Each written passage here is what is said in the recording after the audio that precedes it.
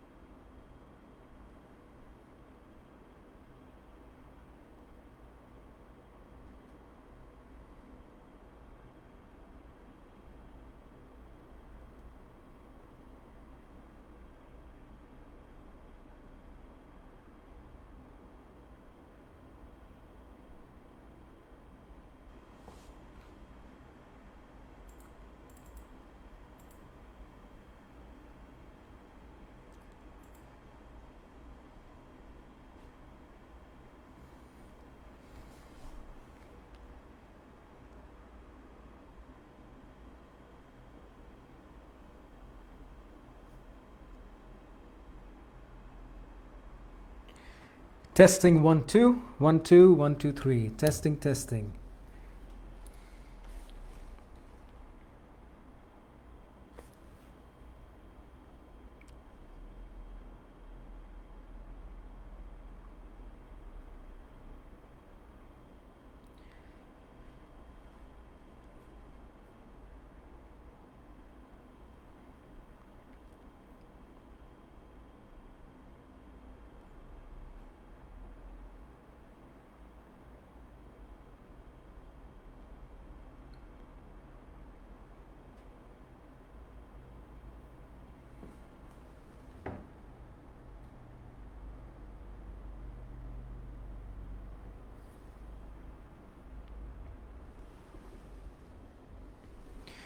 Okay, welcome everyone and namaste to you. My name is Muktananda and welcome to this webinar on happiness, freedom, knowledge and love. So let me start by explaining my intention behind holding such a webinar. Very often in our day-to-day living, in our daily lives, we get very caught up, consumed into so many chores, into so many duties, obligations, and fulfilling different desires, fulfilling different responsibilities and whatnot. And in that matrix, we get caught up so much that we lose sight of certain very important things. Important states of consciousness, important states of being, important moments in ourselves and in our relationship to the world out there. And life continues, life goes on, and we go into a mechanical routine day in and day out, and life passes away. And at some point, it's inevitable for you and for me and to all our friends, families. Death is inevitable. Death is going to happen. And while most people think, oh yeah, let's not talk about death, let's not think about death, why poison the rest of my life by thinking about death, which will come when it comes? And when it comes, I'll be the first to know. So why go there right now, right? The thing is, it's coming.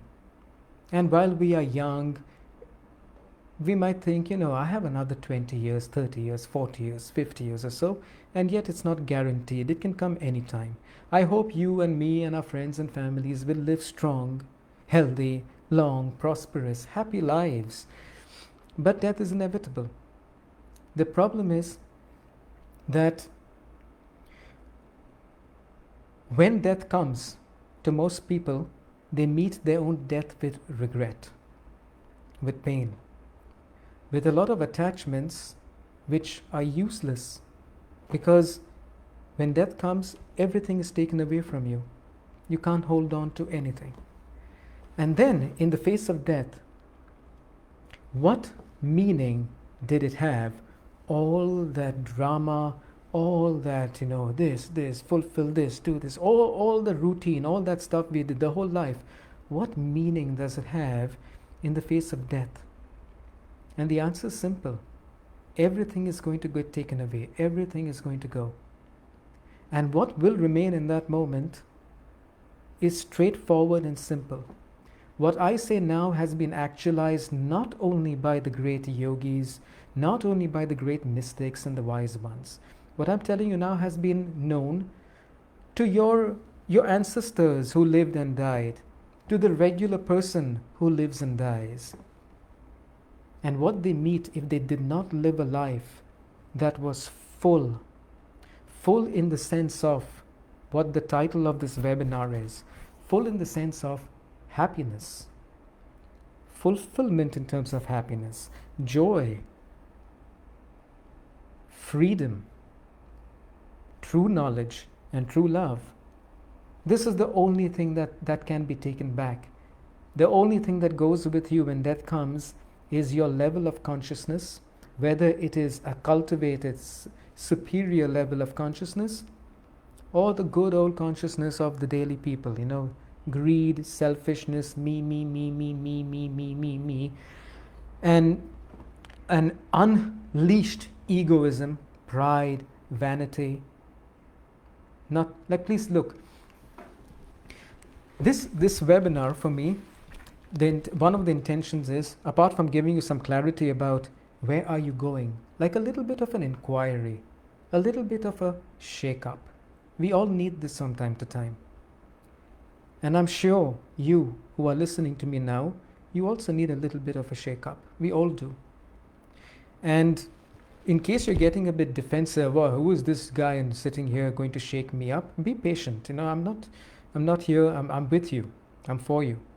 Yeah.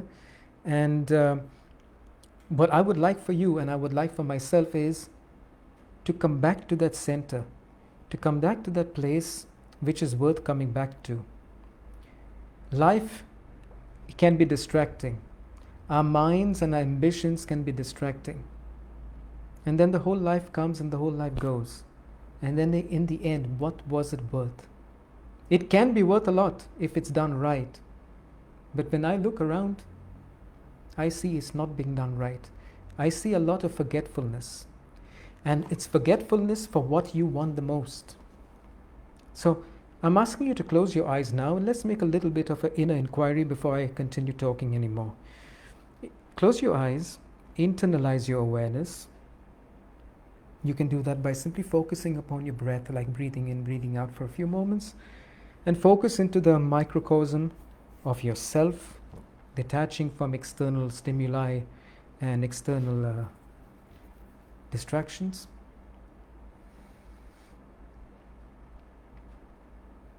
And the inquiry I want you to go into is, ask yourself the question, how fulfilled am I in my life as of now, in this very moment, in terms of happiness? And in the same frame, you can also add joy. How happy am I, moment to moment? How happy am I? How joyful am I? Reflect. Look at yourself like with a microscope, clearly, without any judgment, without any impositions, nothing. Simply look. How happy am I right now? How happy am I today? How happy was I yesterday, the day before, in the last 5 years, and so on? Just inquire.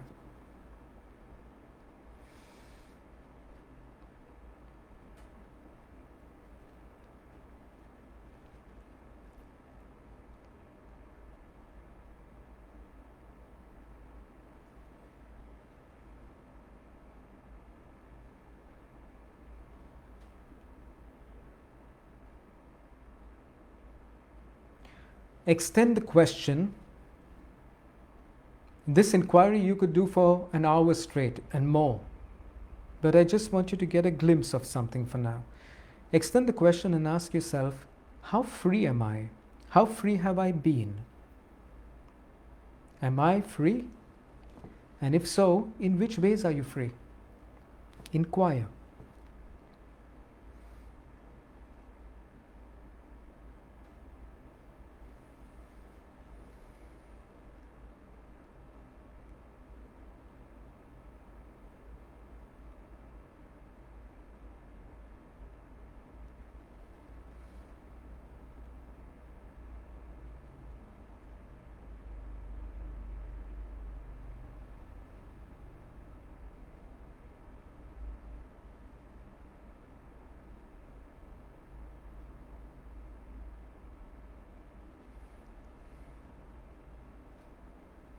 extend the question and the inquiry to what do I really know? How much do I know and what do I know?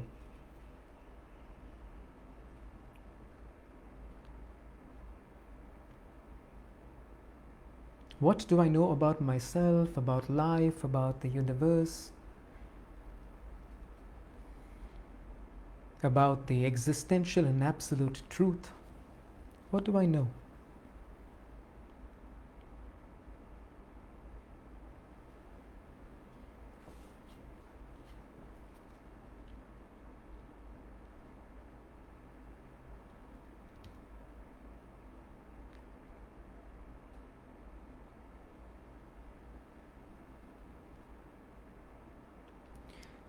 And further extend the inquiry into what is love for you? Are you loved? Do you feel love?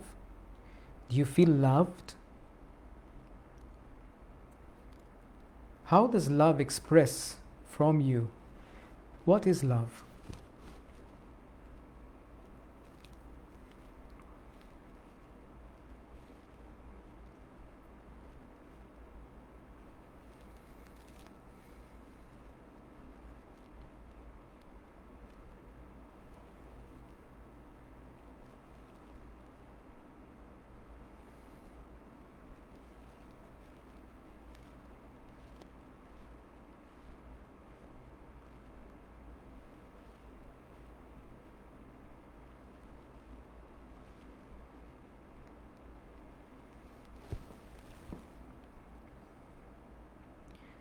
And now, extend it even further into peace.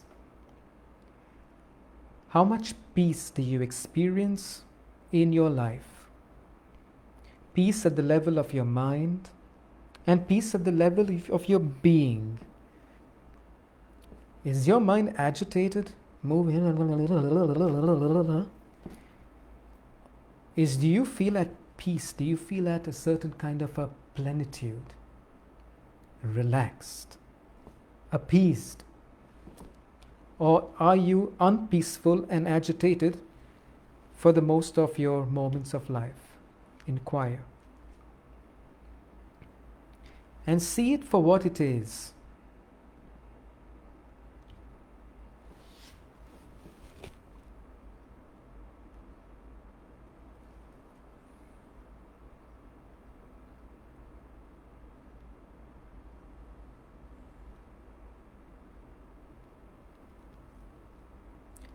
And lastly, for now, extend the inquiry into how content am I?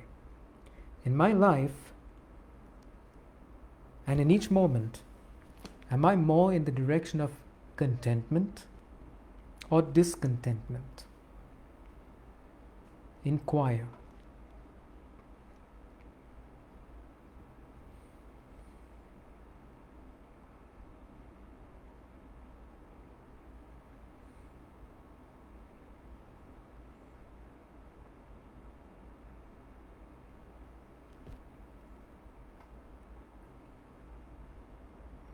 Even with a very short inquiry like this, I'd like you to get a glimpse at least, at the truth of your life regarding these qualities of happiness, peace, contentment, love, freedom, joy.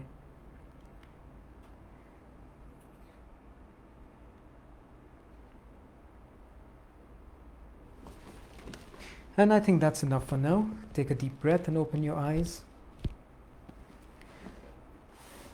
I do recommend you do this exercise, this inquiry, a lot. Like make it a meditation. Take it on for like a week. Maybe one of them. Just happiness. And observe your day as you are living and simply keep a kind of awareness. Am I experiencing a state of happiness, exhilaration, and joy? Now, now, now, now. In all your activities of your life.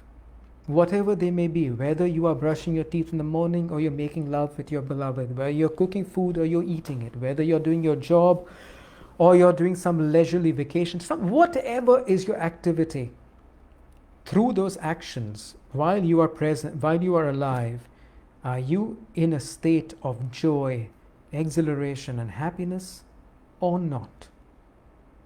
And in the same way, make an inquiry for the rest of the qualities that I've spoken about. Now, I'll tell you a story. When I was 14 years old, my parents took me and my little sister, she was 11 years old then, and they took us to meet what became my first guru, and in India. And when we met him, he asked us a simple question. He said, "Why are you here? Like, why have you come to see me? What is your intention?" And he simply was making it clear that he's not here to answer all kinds of silly requests which most Indians give. They go to gurus and they say, "Oh, master, my daughter is not yet married, find a good husband for her, do some abracadabra, right? I'm poor, make me rich." Indians love to do like these kind of games with the gurus, and the real gurus, they always are like, "That's not what I'm here for." And he's made it very clear, if you're here to play games, if you're here to ask me all kinds of abracadabra guru magic, bugger off, like, go home. I'm not for this. He made it clear, I'm here strictly for the purpose of your evolution to the divine consciousness. You want that, you can stay around with me. You want anything else, you can go. So he asked each one. He asked my dad, he asked my mom, he asked me, and he asked my little sister. And each one answered something. The point is, when my sister answered, she answered the following. She was trained by my mom nicely to give all the good answers. So he says, "And little girl, little one, what do you want?" And she says, "Swamiji, I want peace." And then the guru looked at her squarely in the eye with a smile, lots of compassion, lots of love, and he told her something, and that's the lesson of the story. He told her, "Child, you cannot have peace on your terms. You can only have peace on peace's terms." I'll say it again. He says, you cannot have peace on your terms. You can only have peace on peace's terms. What he said, I did not understand the implications of that when I was 14 years old. It's only when I came thick into the world of yoga and authentic yoga and spirituality, and with a lot of practice, my own sadhanas and practices, and with the grace of the divine consciousness, then I realized what the guru meant by this. And he's absolutely right. He's not the first one who realized it, and he's definitely not the first one who said it. There are people after him and before him, from the great prophets, the mystics, the yogis, the saints, the sages, have been echoing the same thing again and again and again. And while he spoke about it in terms of peace, because that's what my sister said, I want peace, it's exactly the same with the rest of these divine virtues and divine qualities. True happiness, true peace, true contentment, true freedom, true love, and true knowledge, they will never be yours on your terms. They will only be available to you on their terms. What are the terms of the average human person, the average being? The terms are the terms of the ego. And to make it clear, as long as you're invested with your ego into your life, to the degree that you're invested with the ego, which most people are most of the time, to that degree, exactly that which you want so much, which are these qualities, which you want to live, they will not be available. They are not available on your terms. They are available on their terms. And therefore, in this short teaching, I would like to bring out what are the terms of happiness. Even before that, what is happiness? What is knowledge? What is freedom? I'll say a little bit of each. And then you can assess and see, is this what I'm really looking for? I say to you right now, because I know you, Not in terms of personal, I've not even seen you. I'm just talking through a camera to you, and I'm connecting with you in another way. But you're a human being, and I understand the human being. And the human being, every human being is seeking the same thing. Every human being is seeking happiness, peace, love, joy, contentment. Isn't the whole life a seeking and a search for that? In the quest of happiness, in the pursuit of happiness? I mean, why do you do anything you do? Why do you make relationships? Why do you get married?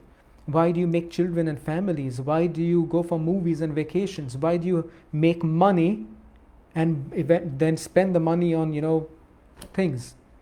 Like you buy yourself a fancy car or a dress or something. Why do you do it? Is it because of the item, or is it because of the feelings you will get when you have what you think will make you happy?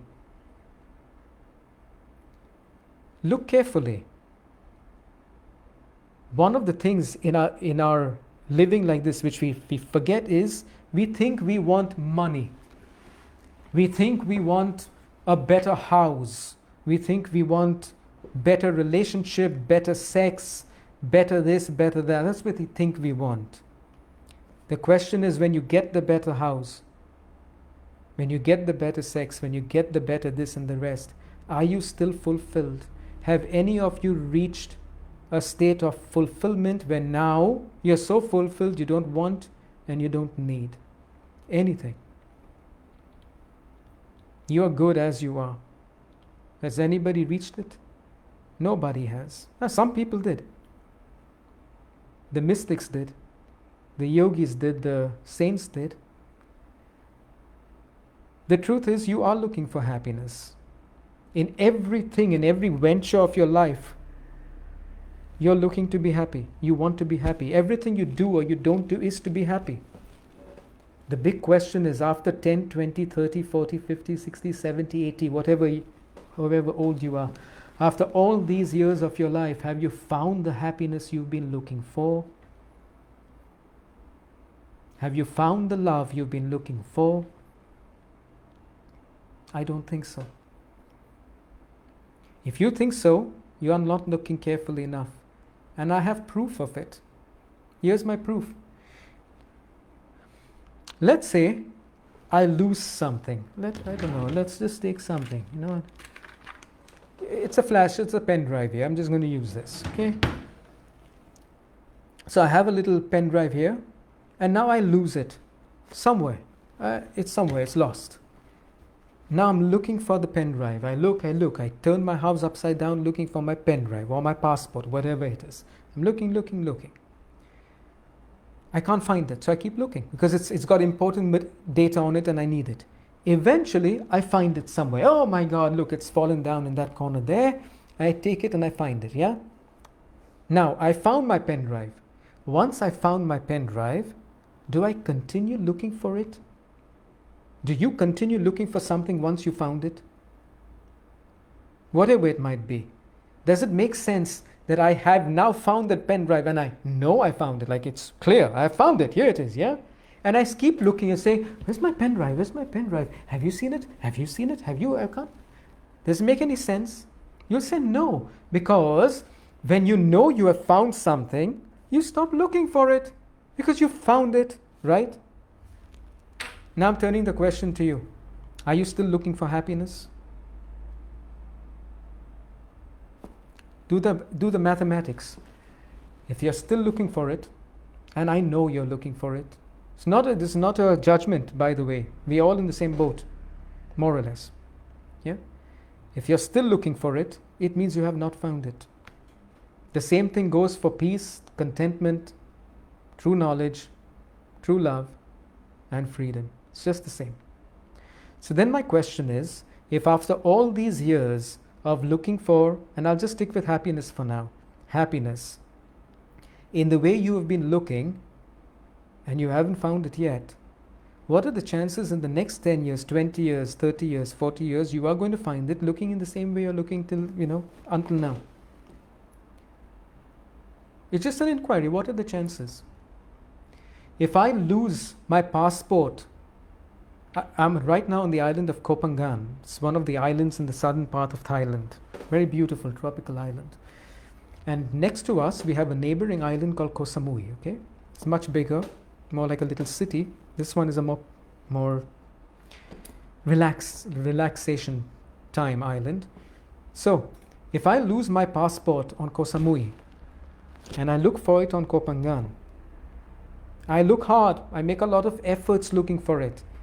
I turn the earth of Koh Phangan upside down to look for my passport. Will I ever find my passport that has not been lost on this island but is lost on another island? Will I find it looking for it here? Common sense says the answer is no. And here comes another story for you. Somewhere around the 12th century, around then, I'm not very good at remembering dates, there was a Sufi mystic whose name was Rabia. And Rabia was living in a certain village, and she was enlightened, she was wise, she was the guru, and according to most of the villagers, she was a bit crazy also, because many people don't understand the state of consciousness of a guru and some of the things that they say. So, and she was getting very old even, so they were thinking, oh, the old lady, maybe she getting some Alzheimer's or something. But she was not. She was very wise. Now one night, remember 12th century, there was no electricity. And this is a Sufi mystic living in the desert climate, in the desert area. And this village was a desert village. And at night, they were having, of course, on the sand road, the mud road, whatever it was in that village, they were, no concrete or something, they were having a oil lamp burning there. And now in this dark night with a small oil lamp burning, Rabia, the old lady, is looking for something on that mud street, on that street of sand. The villagers happen to notice and say, hey, look, our old Rabia is looking for something. Maybe she lost something. So they went to her, like being nice people, they went to her and said, Rabia, what is it, dear? Have you lost something? And she says, yes, my dear folks, thank you for coming to help. I have lost something. What have you lost, they ask. And she says, my needle. Tiny little needle. And the villagers are like, oof, a needle in this mud or in this sand, like, one little cover and you can't see the needle and the sand covering it like this, so easy. And it's night with just one oil lamp. So they say, okay, let's try to look for your needle. So they start looking on the street. All along, they are walking, looking. They can't find the needle. And then they tell Rabia, can you tell us where you lost it? Like you lost it here, so we can all look in that one place. And like kind of congregate our efforts there. And Rabia said, oh yeah, of course. I lost the needle in my hut over there. At which the villagers were like, Rabia, if you lost your needle in the hut over there, then why are you looking here on the road, in the street?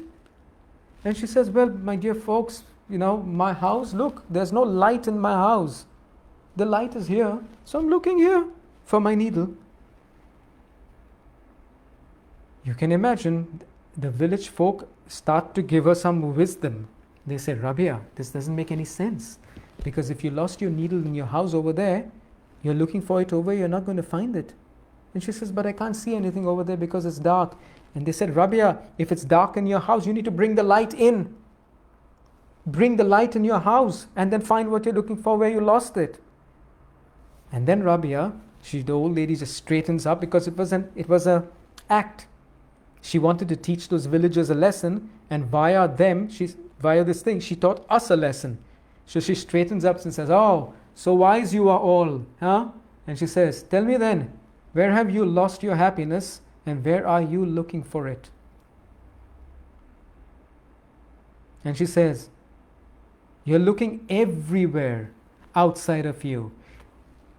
In money, name, fame, power, relationships, sex, drugs, rock and roll, buying this, selling this, etc., etc., etc., etc., etc. And she says, have you found it? Where have you lost it? And she tells them the message of the mystics. This happiness you're looking for, and when I'm saying happiness, it's all the rest of those qualities I've mentioned. They are only available within yourself in knowing yourself. And you can break your head against the wall of stupidity for the next, not 10 years, but 10 lifetimes, searching for happiness somewhere outside. You're not going to find it. Happiness can only be known on its own terms, not our terms. And here's what the mystics tell us. When they speak about happiness, they speak about a happiness and love and a freedom which is unchained, which is unconditioned. Even if you would say, hey, I seem to be a happy person. I'm going to ask you, why are you happy? And you will answer, I'm happy because ta. That, if you answer with a because, you just blew it, and I'll explain. Similarly with love. If you say, you know what, I love this person, and I ask you, why do you love them? And if you have a lot of good reasons why you love them, you don't know what love is at all. And I know it sounds ridiculous, doesn't it? Because both love, happiness, freedom, the rest of them, peace, contentment, and the rest, they are unconditioned. They don't have any because. There is no I'm happy because you know what? For whatever reason you're happy, what if I take it away? What if you are stripped of everything? Stripped of your name, reputation, money, house, security, relationships, children, this, that. What if everything is taken away from you? You're going to be happy? If your answer is, oh man, no, if everything is taken away from me, forget everything, even if a little bit is taken away from me. What if your health is taken away from you? Are you going to be happy? Listen to what Osho said.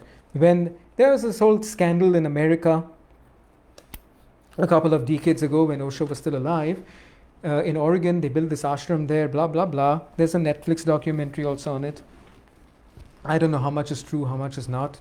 Media says a lot of stuff. Anyway, the point is, when the American law caught Osho and they accused him of this crime, that crime, and threw him in jail. And in jail, they harassed him, they tortured him, they persecuted him in jail. And then they were kind of jeering at him, And one of the jeering they gave Osho was, they said, Bhagwan, big Bhagwan, yeah. How's it feel now? Now you have nothing. We confiscated everything, all your property, all your money, all your this. You don't have Sangha, you don't have students. Everyone is dispersed, or most of them. And you are now here in prison, not in your lavish villa in Oregon, as a great king, Bhagwan. You're not. Now you're a fucking bitch to us. And we are, going at you hard. What do you have to say now? They asked Osho. Now listen to Osho's reply. His reply was, guys, you can throw me to the bottomest pit in hell and you still will not be able to take away the paradise from within me.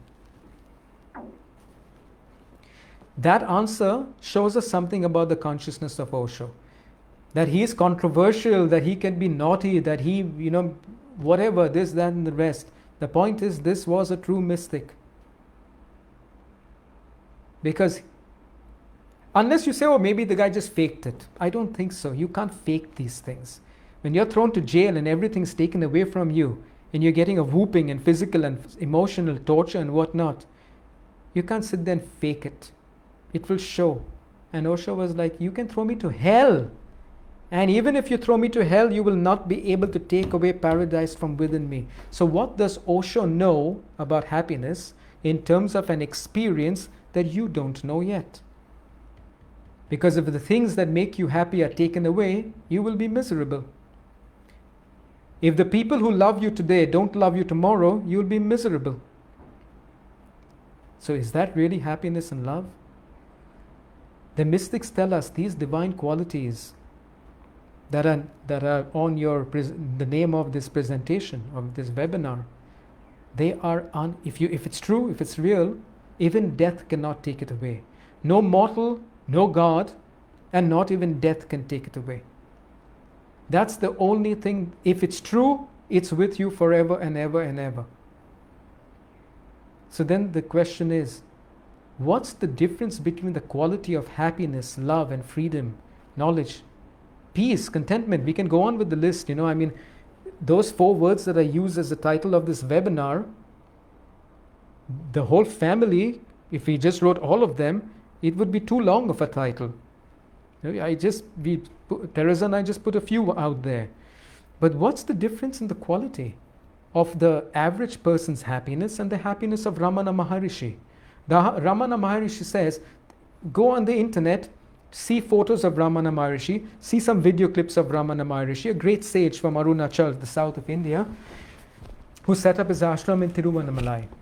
And look at him. What does he have? He doesn't look great. He doesn't look like I'm so handsome, sexy guy. No, he doesn't. His body is a bit crippled also. His legs are bow-shaped like this. He's got a bit of a weird way of walking. You can almost call him like a 10% of a cripple physically. He can barely read and write. He can read a bit, but not that good, so he's mostly uneducated. He's not getting no sex, no drugs, no rock and roll.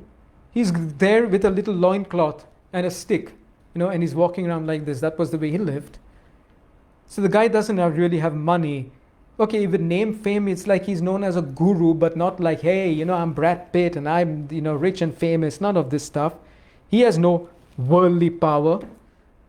And yet Ramana, who has nothing worldly, announces to the world and says, I have found happiness, eternal and unalloyed, which pure, not corrupted, not impure, pure happiness. I found it. So then we ask Ramana, where did you find it? Because you don't seem to have anything. And we have this, we have this, we have this. And yet we don't have happiness. Yet we don't have peace. Yet we don't have contentment. So where did Ramana find it? Where did Rabia find it? And where do you think you are going to find it? My friends, your life is going by. Our lives are going by. And in this endless search, in the wrong places, each moment and the gift of each moment is going by. Recognize it. There is no tomorrow for happiness. It's here and now. If you're not happy, here and now. If you're not content, here and now. If you don't know how to love truly, here and now, right now, the way it is, exactly here and now. When tomorrow will come, when the day afters will come, when the years later that will come, remember, they will always come as now, now, now. There is no tomorrow. Tomorrow is an illusion of your mind that keeps postponing. Like one day when I will be rich, when I'll get married, when I'll be getting great sex, when he'll say I love you, when she'll say I love you, when, then you'll be happy, right? Never gonna happen.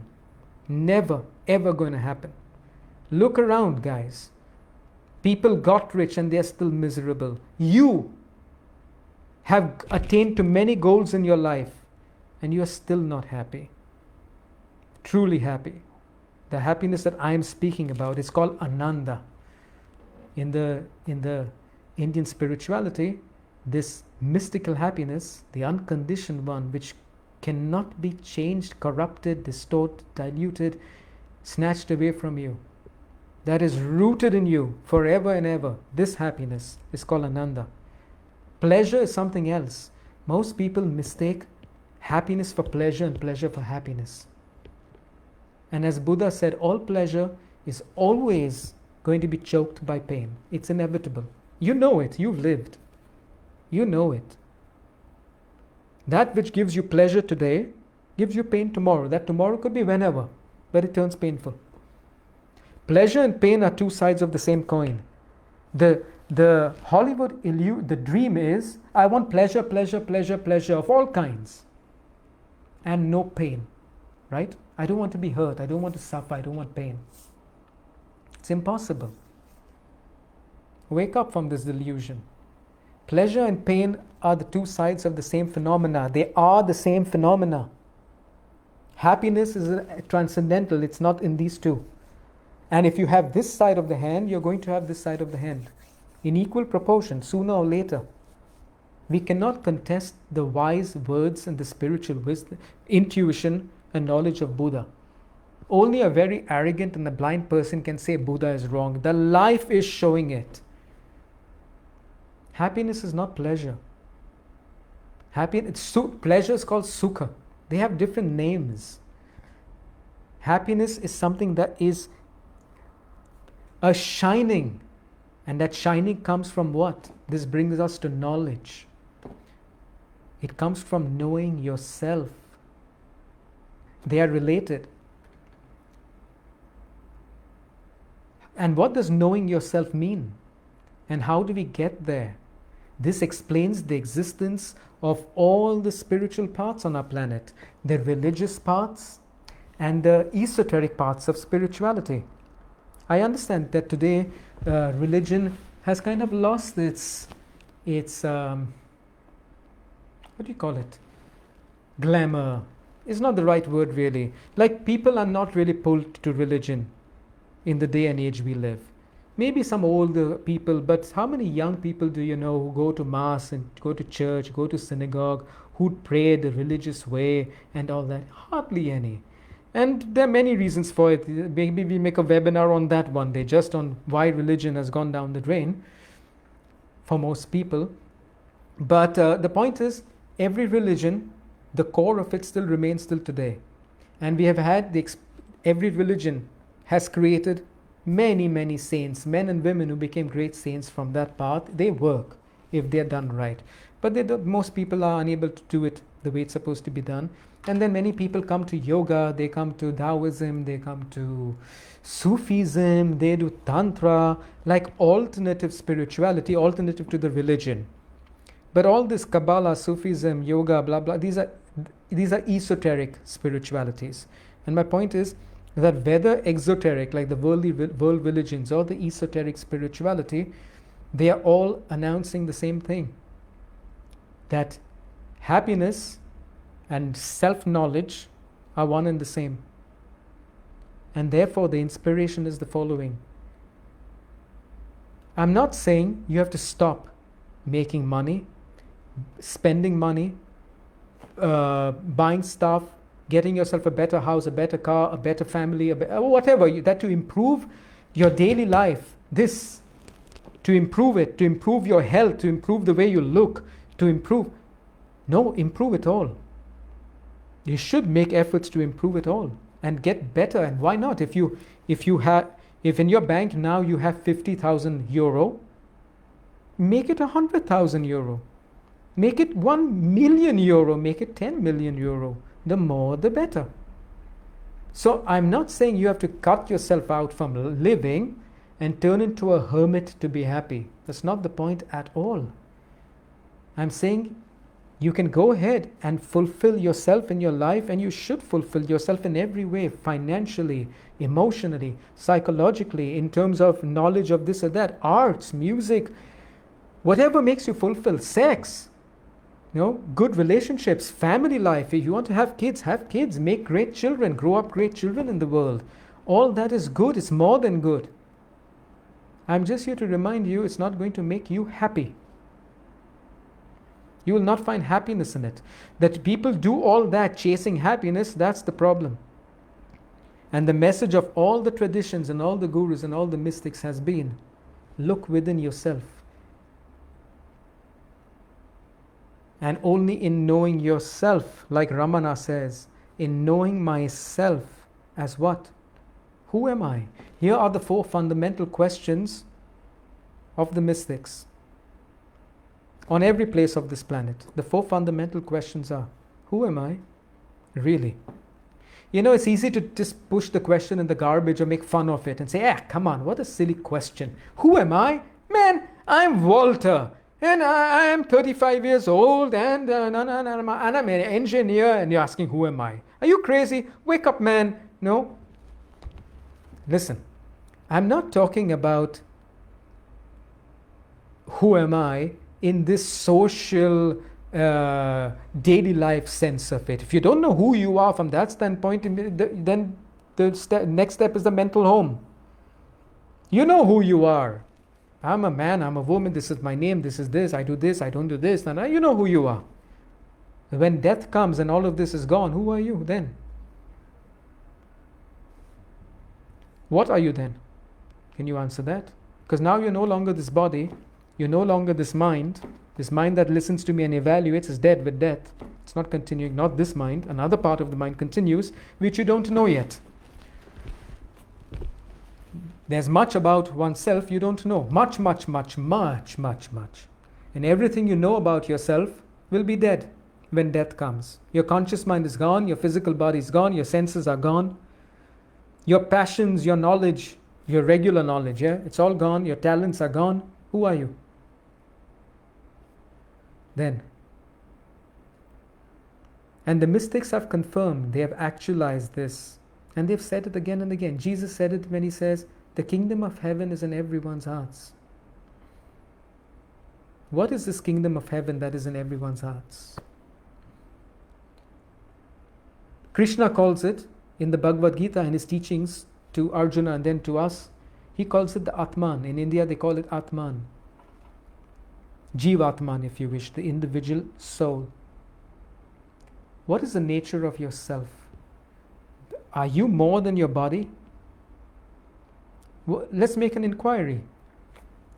There was a time when you were born, just your physical body for now. Your physical body was very different than what you have right now, correct? Of course. Okay, so since you were born, till now, your physical body has changed a lot. And from this moment till you hit the grave, or your cremation, your physical body is going to change a lot, right? That's clear. Okay. So the question is, while your physical body keeps changing, do you become someone else? Feel this out. Try to connect with what I'm saying. Try to imagine, recall yourself, remember yourself as early in your childhood as possible, like you can remember. Like I have some images of myself when I was 4 years old. See if you have any, when I was so small, right?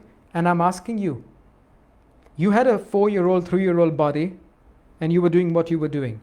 You had a 4-year-old, 3-year-old, 5-year-old mind, and you were thinking what you're thinking, right? That sense of I am that you had when you were 4 years old, like you said, Mom, I'm hungry, I am hungry, I want to play, I don't want to study. That I that was then, is it not the same I that is now? Or has that sense of I become changed? Like I'm not me, I'm somebody else. Like as my body has changed, I've become another person. Or do you feel it is me, the same me that I was 4 years old, 2 years old, 5 years old, 10 years old, 15 years old. It's the same me. My body has changed, but it's just me. It's me, right? And since you've been 2 years old till now, your mind has changed a lot. Your opinions, your points of views, your knowledge, hopefully for the better, has changed a lot, and it will keep changing. But while your mind changes, do you become something else or somebody else? Or is it still you? And it's me. It's the same me when I was a little kid. I think different now. So my mind has changed and keeps changing. My body has changed and keeps changing. But I am still I. So the question is, who is this I that does not change while everything else changes? And this I am, which does not change while everything else changes, when death comes, will it just disappear or will it continue on another journey? These are the fundamental questions. Who am I really? Where am I coming from? Because I wasn't here forever, always. I came from somewhere, didn't I? And when death comes, where am I going? And while I'm here, and I am here, why am I here? Am I here just to live a life, eating, sleeping, procreating? As Swami Shivananda said, a little laughter, A lot of tears. And he asks, is this what life is about? And then he says, he wrote it in the book as a, what do you call this? Prologue in the book. He says, eating, sleeping, procreating. A little laughter, a lot of tears. Is this what life is about? And then he says, stand up, arise, and realize who you are. Don't die like a worm on the planet, is what he says. Swami Shivananda, like every other mystic, saint, sage, yogi, prophet, has realized their supreme self, this Atman that Krishna is talking about, this kingdom of heaven that Jesus was talking about. He has known it. And in that knowing, he has perfect happiness, perfect love, perfect freedom, perfect peace, perfect contentment. All the divine qualities and divine virtues are perfected in him. And the funny thing is, you are looking for it, my friends. You are all looking for it. Just where you're looking is not the right place. So the question is, where should we look? And I've told you the answer a couple of times already. Within. How?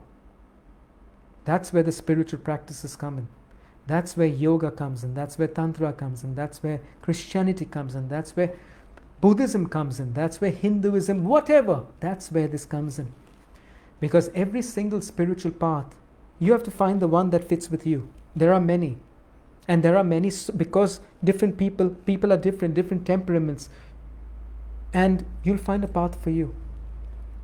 And that path will help you via its various practices to look in the right place, which is within yourself. Through, let's take yoga. How do you do this with yoga? Through asanas, pranayamas, mudras, bandhas, meditations with mantras, with yantras, the visual geometrical diagrams, those are called yantras.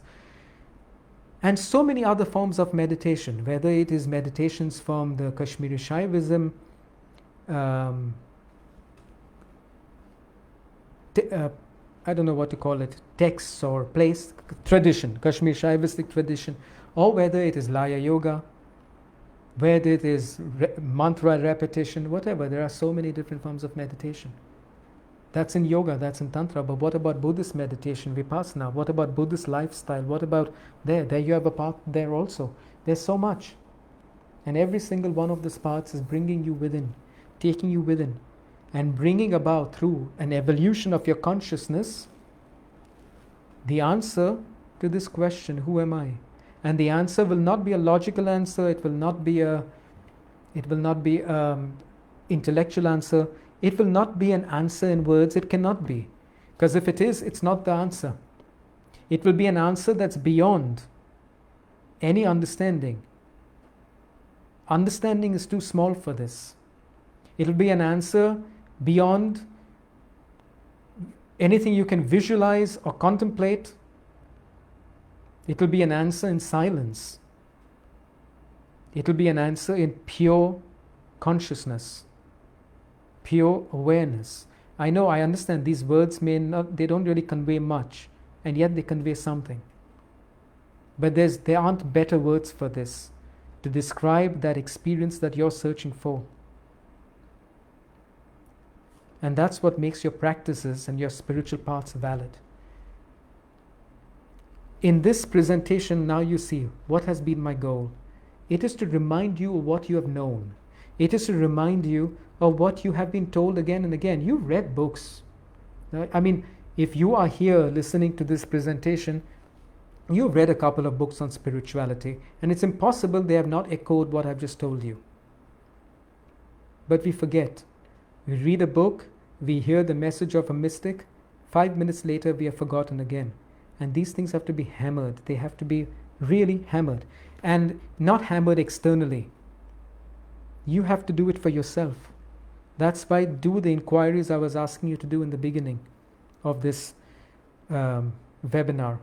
Do them often. Really look. How am I living? How present am I? How happy am I? And the rest of those. Look.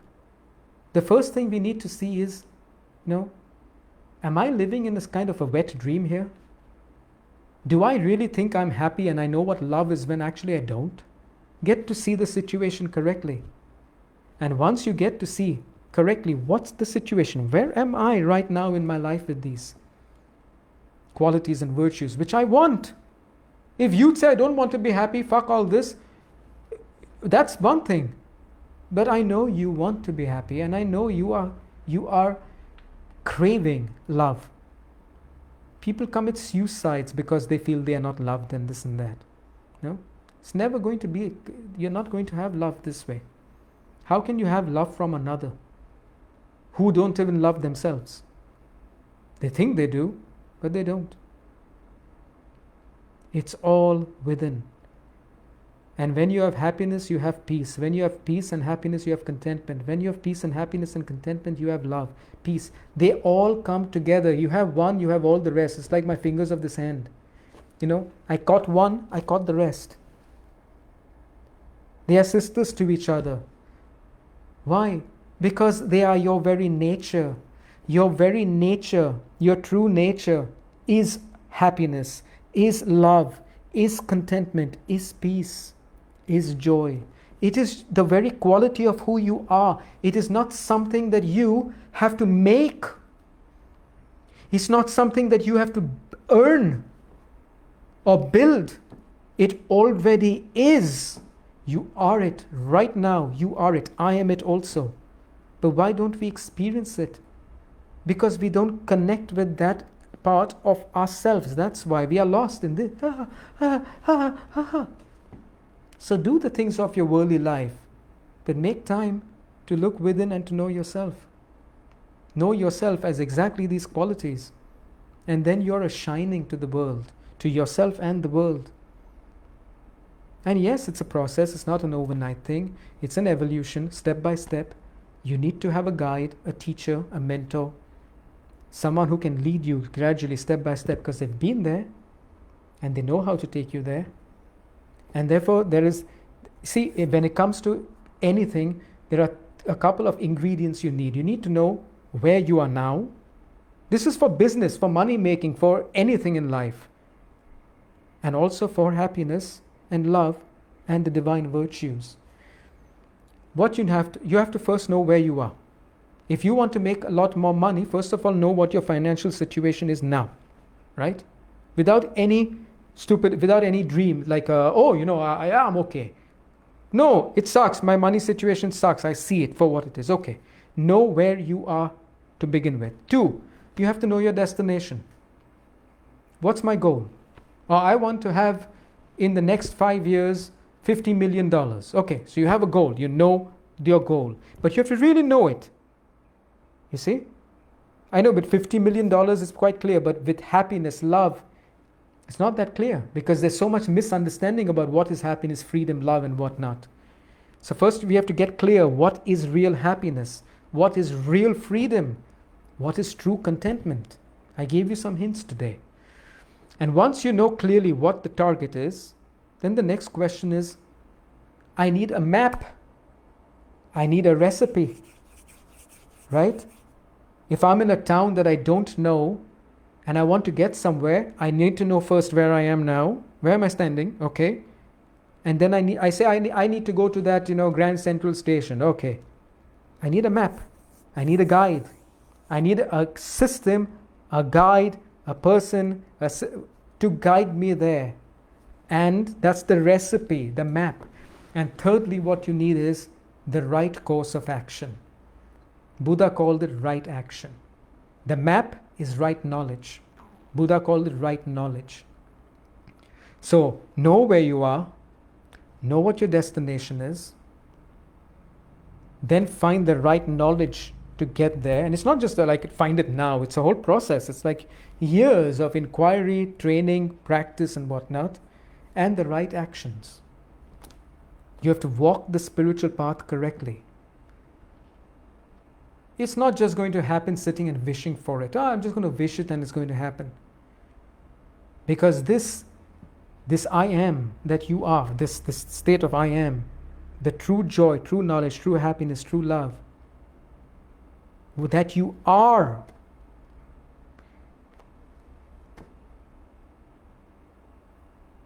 It has been covered with layers and layers of falsity, layers and layers of lies, layers and layers of false identification, layers and layers of attachment to things which are ephemeral. Like, I'm my body, I'm my personality, I am this, my name, reputation. It's not true. It's a false identification. And the practices and the gurus and the spiritual paths are going to help you to peel away, to shred away all these false identifications so that you can be revealed who you really are. True knowledge, true love, true happiness, and absolute and perfect freedom.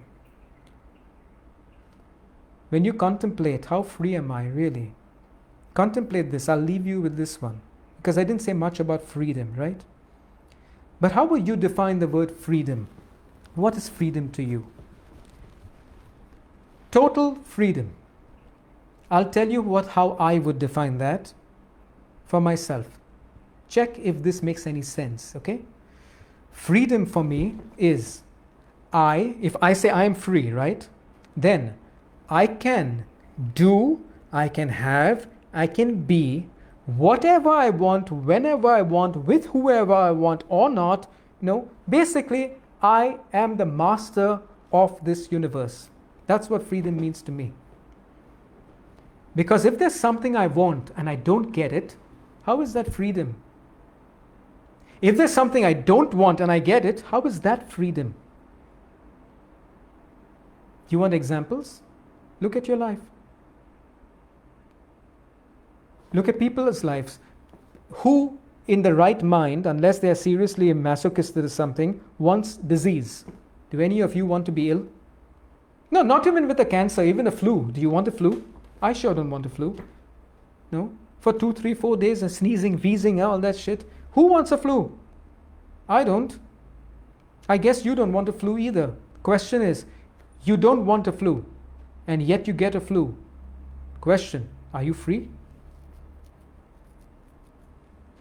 We don't think like this, but look carefully.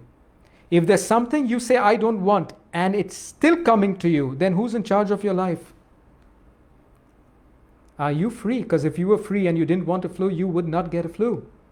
But forget flu. People have HIV. People have immune disorders. People have cancers. People suffer day in and day out.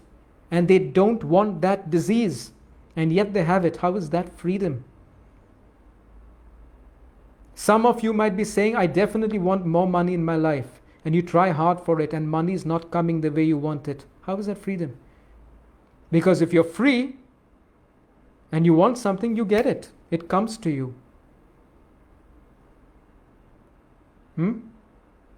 Reflect upon it. How free am I?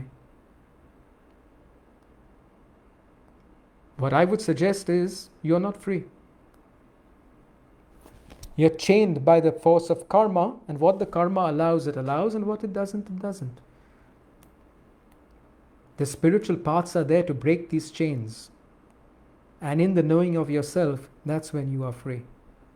That's why it is said, in the state of supreme realization, one identifies with the omnipresent, omnipotent, and omniscient cosmic consciousness. Call it God, call it Shiva, call it Bora Bora, call it Coca-Cola. Names don't matter. What matters is the state of consciousness that have been realized by many people. They are the mystics, they are the yogis, they are the Buddhas and the Bodhisattvas. They are the gurus.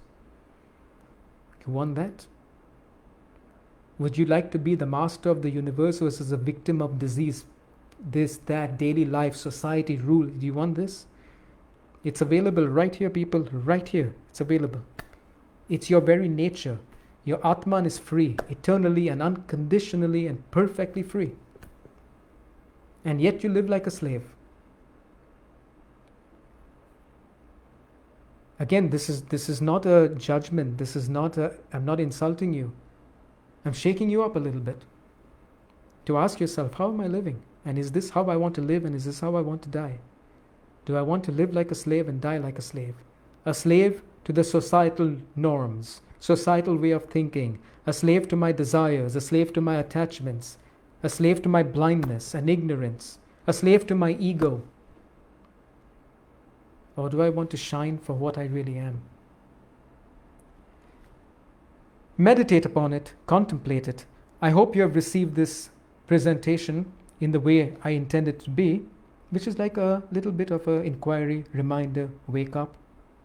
And I hope that from this moment you live even better than you're living right now, that you bring more joy, more happiness, more presence into your lives and into the lives of others with the right action, with the right knowledge. Enough of this. Namaste to all of you, and see you next time around. Next time around, I plan to hold a lecture on how yoga works. You know, yoga in terms of asanas, pranayamas, all these technology things in yoga. How do they work? Is it just some kind of a stretching? Is that what the hatha yoga is? Or does it have a system and it works in a specific way? And by understanding how it works, it really begins to work the way it's supposed to work. So I think this is what I'll give you next Saturday for those of you who are interested. Enough of it for today. Thank you all for joining, and namaste and goodbye.